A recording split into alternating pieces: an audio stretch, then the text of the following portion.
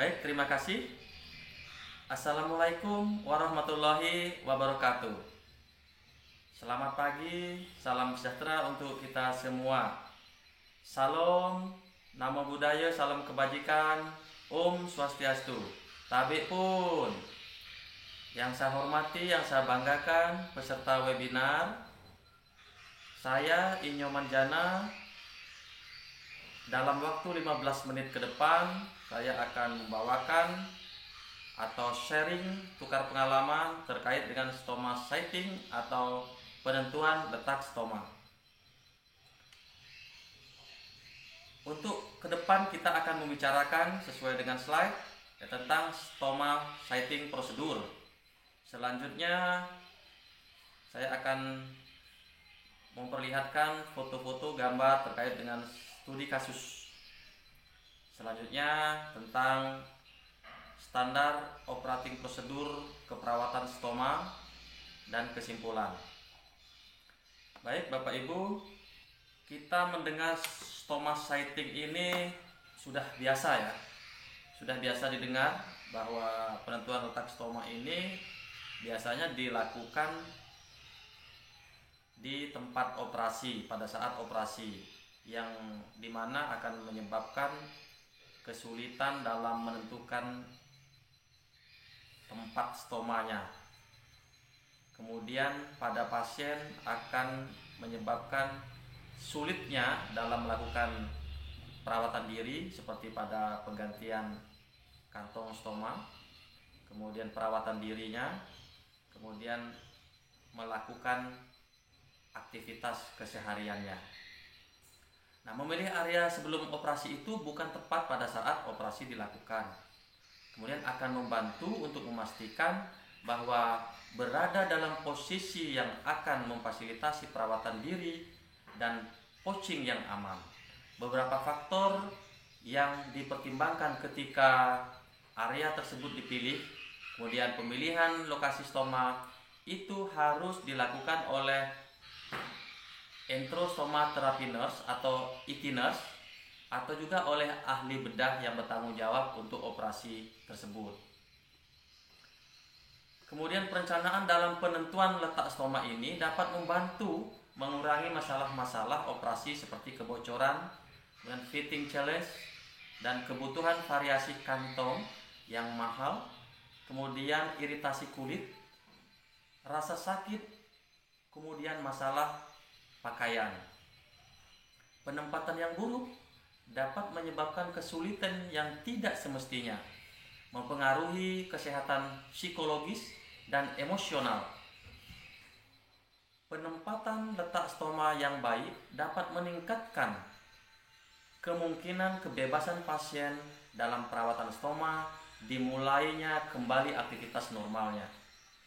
Baik, untuk prosedur pembuatan area stoma atau stoma sighting, itu memilih area sebelum operasi itu kita perlu melakukan persiapan alatnya.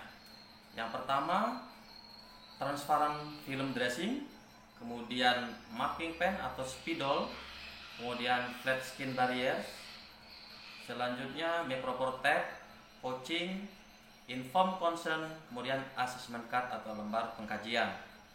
Sebelum melakukan tindakan, kita perlu menjelaskan prosedur stoma sighting tersebut kepada pasien, dan kita minta kerjasama pasiennya dalam melakukan aktivitas dalam persiapan stoma sighting ini. Kemudian Bapak Ibu, kita perlu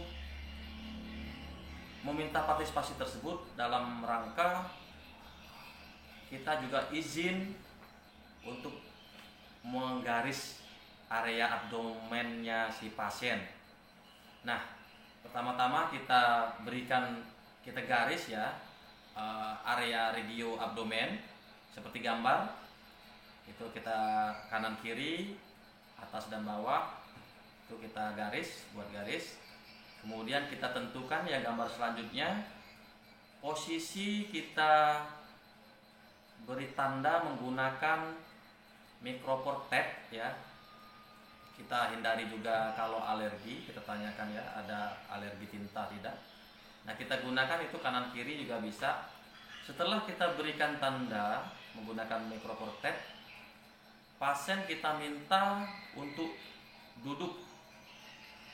Nah, untuk duduk melihat di mana posisi yang pas dalam menentukan tempat kantong stoma. Kalau bisa jangan sampai di tempat yang slip atau lipatan perut. Nah, kita lihat di gambar itu pada perut yang menonjol ya. Jadi bisa dilihat dengan si pasien. Berbagai posisi kita lakukan seperti berdiri, kemudian membungkuk ya, kemudian miring kiri, miring kanan. Apakah nanti stoma setting ini dapat mengganggu atau tidak dalam rangka aktivitas sehari-harinya. Nah, selanjutnya Bapak Ibu, setelah dilakukan, dirasa sudah pas, microprotect-nya sudah pas, maka dapat kita beri tanda, kita buka, beri tanda di baliknya. Nah, sekarang pada kulitnya. Kenapa? Kalau kita tidak memberi tanda ketika microprotect-nya dibuka, maka operator akan kehilangan tandanya. Nah, maka kita berikan tanda pada kulitnya. Setelah diberikan tanda, maka diberikan transparan film untuk membungkus, menutupi tanda tersebut, sehingga pada saat operasi dilakukan itu tidak hilang. Kemudian kita coba ya menggunakan pouchingnya, kita menggunakan bariernya, kalau pas bisa dilanjutkan. Kemudian gambar selanjutnya itu kita sentuh area tanda, apakah pasien dapat memantau atau pandangan pasien terjangkau melihat ujung jari kita. Nah, apabila pasien bisa melihat, maka itu pas, karena kita akan membiasakan si pasien untuk melakukan perawatan dirinya sendiri. Kemudian kita minta membungkuk juga. Baik, mungkin itu yang terkait dengan prosedurnya ya. Sangat mudah sekali, dan ini kita harus segera membiasakan dalam melakukan stoma setting tersebut. Nah, selanjutnya Bapak Ibu, perlu saya sampaikan bahwa untuk studi kasus pada penempatan stoma setting yang tidak pas, maka itu sangat sulit untuk melakukan penggantian, kemudian terjadi komplikasi-komplikasi stomanya.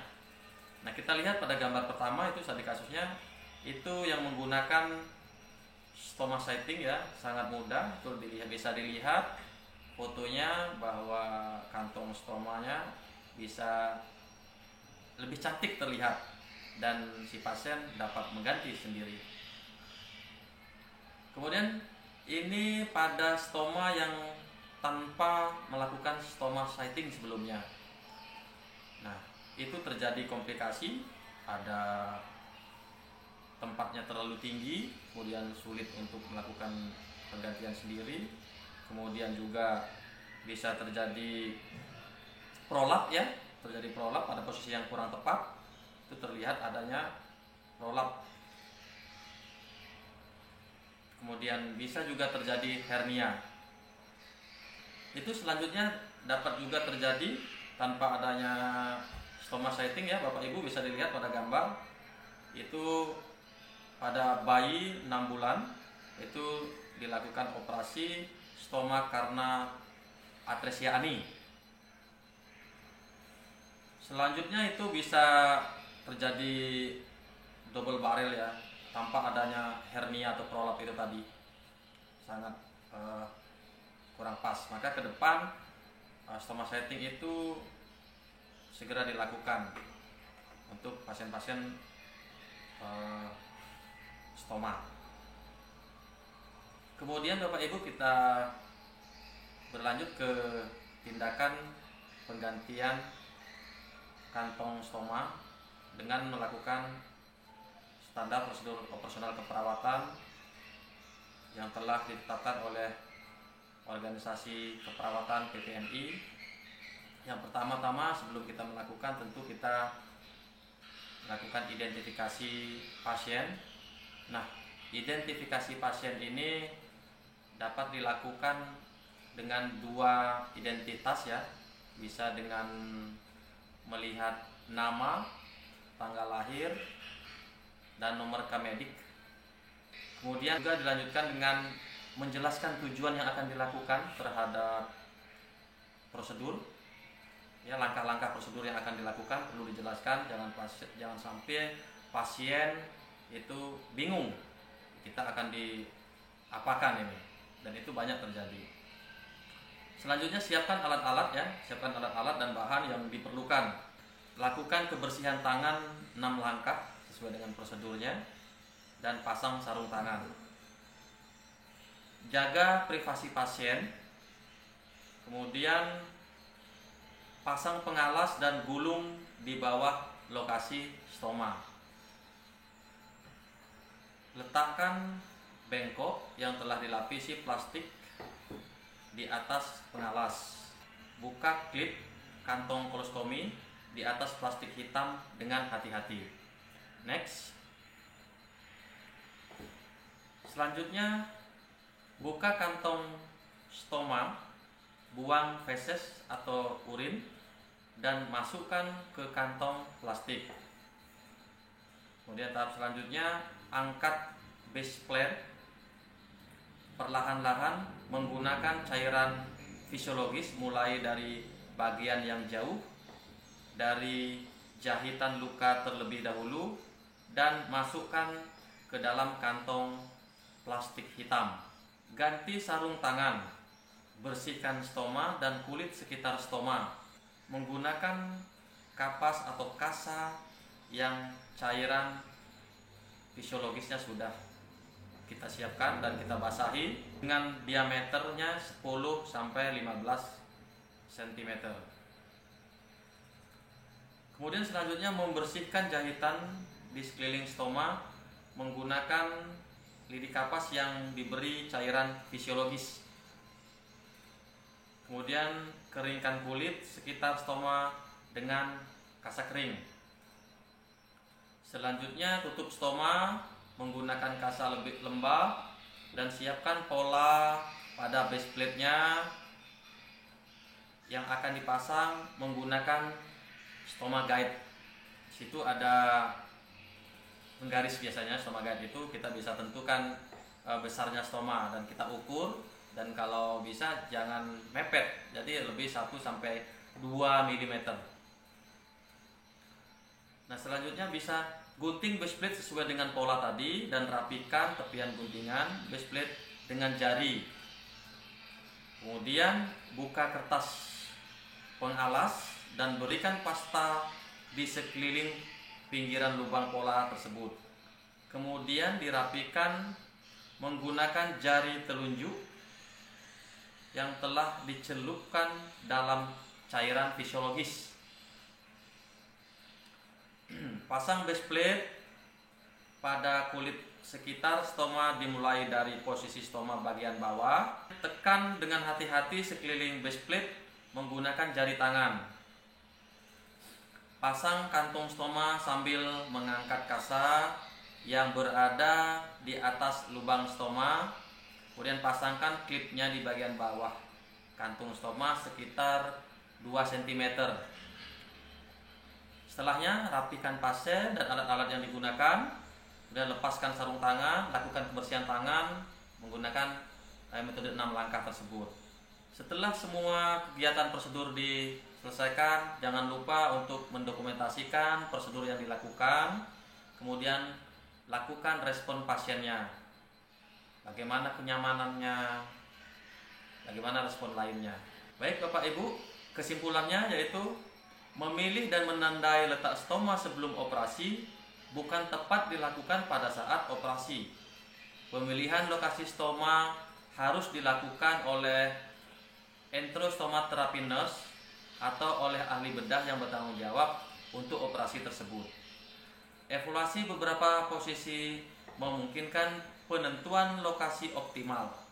Evaluasi ini dapat membantu mengurangi masalah-masalah pasca operasi seperti kebocoran, fitting challenge, kebutuhan beberapa kantong yang mahal, iritasi kulit, rasa sakit, dan masalah pakaian, seperti pada gambar-gambar case study tersebut. Tahap-tahap prosedur dalam memilih untuk menentukan stoma harus dilakukan sesuai dengan konsep yang benar, di mana hasil dari penerapan akan menguntungkan ostomed secara sementara ataupun seumur hidup. Terima kasih. Sedikit pantun yang saya berikan kepada peserta webinar yang saya cintai dan saya banggakan. Semua kebutuhan dipenuhi mama. Cakep. Tiada jasa terbayarkan hingga mati. Untuk tahu dan mau belajar perawatan stoma, mari sejawat lanjut studi di Invokna PPNI. Tidak lengkap kalau cuma satu, tambah satu lagi, pantun. Benar-benar putih si bulu angsa, berkilau di bawah sinar sang surya. Wahai peserta webinar yang luar biasa, semoga sukses menuju Invokna berjaya. Terima kasih. Wassalamualaikum warahmatullahi wabarakatuh.